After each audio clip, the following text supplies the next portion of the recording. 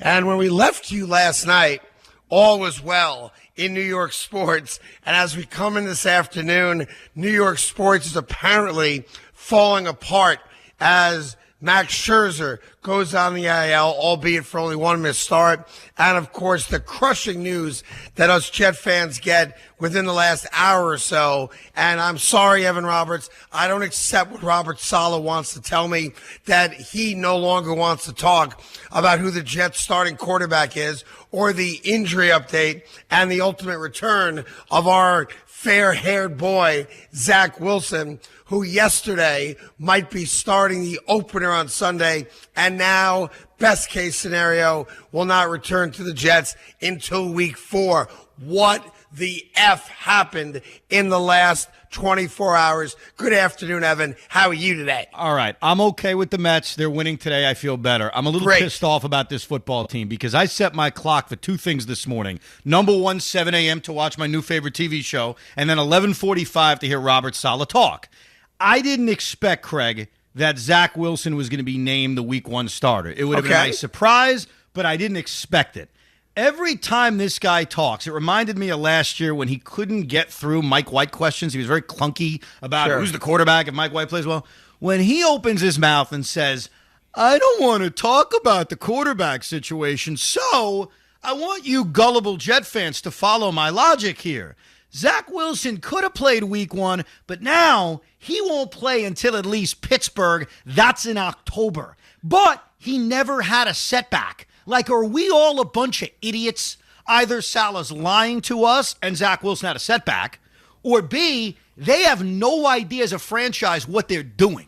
Like, that explanation, Craig, drove me nuts. Yeah, it drove me nuts, too, because you can't come out as Robert Saleh and say, okay, I don't want to talk about this anymore, when you told us literally 24 hours ago that there was actually a chance, because he practiced on Monday, apparently. He allegedly practiced yesterday, and today was going to be the day that they announced whether he's playing, I thought, week 1 or week 2.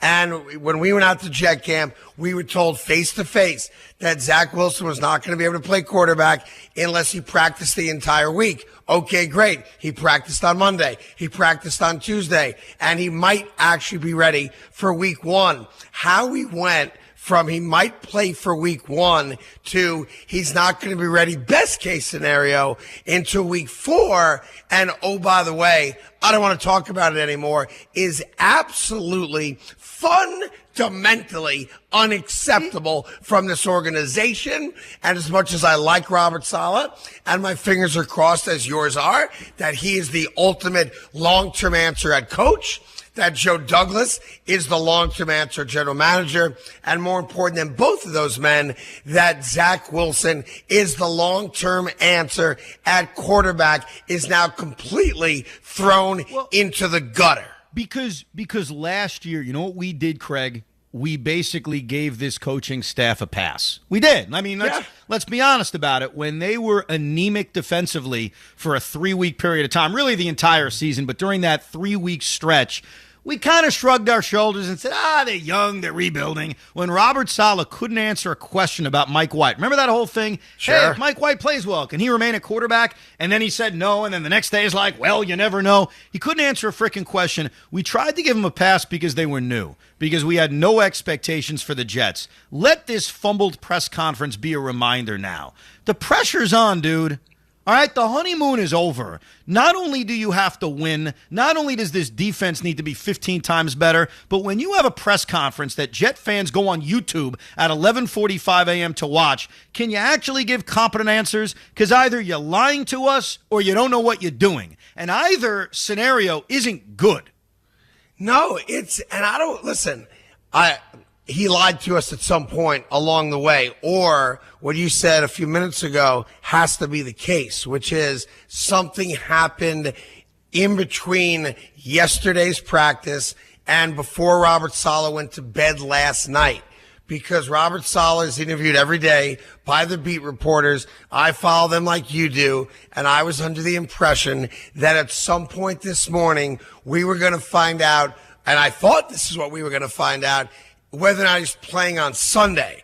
At no point was it ever a possibility that Zach Wilson wasn't going to be ready for week 2 or that Zach Wilson was not going to be ready for week 3. And here's the thing I don't understand. Barring a significant physical setback to the recovery from the meniscus tear, etc., how in the world could they say today that he can't play in week 2 or in week 3? That's the part that bothers me the most. Why did they say that then, Craig? I mean, because Robert Saleh doesn't want to answer questions? Because Brian Costello intimidates him? I mean, I'm sorry, Coach. A part of your job is answering questions. So what he could have done, Craig, that would have allowed us to not kill him and Jet fans to not be worried about the competence of this coaching staff is to simply say what we all expected, which is, hey, he's not going to play week 1. And we'll take it week by week. Yeah, you're going to have to answer questions next week, but it's not that difficult, dude. It ain't that hard to stand in front of the podium on a Tuesday or Wednesday and say, all right, guys, Zach's not ready. Or, all right, guys, Zach is ready. I mean, is answering questions that difficult? Was that the reason why they wanted to rule him out for 3 weeks? Well, that drives me nuts, dude. And sadly, and I know this gets old, but, the same old Jets came ringing true to me. Yeah. I was excited by the fact that there was a chance that our fair-haired guy, our Dan Marino, the future for our franchise, I was excited about it when I woke up at 2 o'clock this morning. All I could do is wait. He's going to come back. They're going to make the announcement. Let's go. Here comes Zach Wilson. Let's kick Baltimore's ass. Let's go to Cleveland and kick their asses. Let's take care of the Pittsburgh Steelers after that. Let's run right through that division in the AFC. And by the way, I should say this. There's a chance the Jets do that anyway with Joe Flacco. We can start breaking that down, obviously, on tomorrow's show as we get ready for the start of the NFL season and on Friday. But here's the problem. There is a certain amount of goodwill that we give a new head coach. As you said, free pass last year is exactly what Brian Daboll and Joe Schoen get from the New York Giant fans this year. You get a year. You get a year to figure it out, and then you got to start winning games and change the narrative and the direction of a franchise. So they got their year. Robert Saleh now has a big fat strike on his resume as the head coach of the New York Jets, and it ticks me off. If you want to see how quickly New York can turn on you, Google Joe Judge if you're Robert Saleh. Yeah, but here's the thing. Dude. Today was such a beep show that I thought the Jets were – I really thought, and shame on me, that this organization was beyond, circus clown shows like what we got today. Right. Because for you to come out at Robert Saleh, who has earned nothing yet, as far as, house money in year 2 from us Jet fans who watched the 4-win season last year, right? When you come out and you announce prior to telling us that Zach's not coming back, best case scenario, into week 4 against the Pittsburgh Steelers, and you add the caveat, I don't want to talk about this anymore. Sorry, dude, you have to talk about it. It's your job to talk about it. Dude, it leads me to think that that's why he did it. That the reason that it isn't necessarily a setback, though that's out there and it's on my mind as a possibility, that the reason he did it is because he doesn't want to answer questions next week or the week after. About what, though? About the quarterback, and that's a lame reason to do it. You can't make this announcement just because you don't want to answer questions from Rich Cimini. That's a pathetic reason. And but here's the thing. If you just came out and said, listen, Zach hasn't fully recovered. He had 2 days of practice. The knee's swollen. He's not where we want him to be as a result of the injury that he suffered. We're going to go with Joe Flacco in week 1. And based on what the medical staff is telling us, there is a chance that Zach Wilson might not be ready in week 2 either. Right. Obviously, we're going to give you an update every week as his body progresses. That is a fair answer. Yeah, but as Jet fans, we would accept that answer. Obviously, we would. But what Robert said, and I'm just predicting here because I'm trying to figure out why the hell he did this. That leads to next week, the question being, we'll ask it too, who's the quarterback? Yeah. He doesn't want to answer questions. And the problem is when you are a head coach of a New York football team, a big part of your job, Again, ask Joe Judge. A Yeah. big part of your job is talking to the media, which is talking to the fans. Yeah. So if his reasoning for giving that answer today was, I don't want to talk about it for 3 weeks, that's not a good reason. No, it's not. You It's make not a good that enough reason. And here's the other thing that we need to be worried about. Let's just call it like it is. Zach Wilson played 13 games last year. There were 17 games in an NFL season. Right. He missed 4 weeks. He is now a lock to miss 3 weeks this season, at the minimum. Right. How do we know what he is, and how do we know we can rely on him to play football? One of the big reasons why Giant fans have given up on Daniel Jones is not just his inability to be a good quarterback, but his inability for you to trust that he can stay on the field. This is now the second straight year where Zach Wilson is missing time. And guess what? I'm worried about that. How can you not be? Listen, you should be worried about it because I'm worried about it. And the thing that ticks me off is that I bought into the notion that the hierarchy of the New York Jets this year, with the addition of Saleh a year ago, was going to be different. And there's two issues here. There is the ultimate health of our franchise quarterback. Let's be honest. I have no idea what it is. I have no idea because they didn't tell us if there was a setback in the recovery, which, by the way, is an acceptable answer. We can buy that. He tore his meniscus. Maybe his body didn't heal as fast as the doctors thought. Just tell us that. But you can't come out and tell us, listen, I'm not answering any more questions about the quarterback. Come talk to me in week 4 when we're ready to play the Pittsburgh Steelers. That's unacceptable on so many levels. Well, remember this, Craig, because this coach said this to us on the radio. He thinks the media is rooting against the New York Jets. Get ready for the next couple of days, big boy, because if you think the media's been tough on you, which, let's be honest, it hasn't been. You got a free pass last year. You are not getting a free pass anymore. And here's the message to you, Robert Saleh.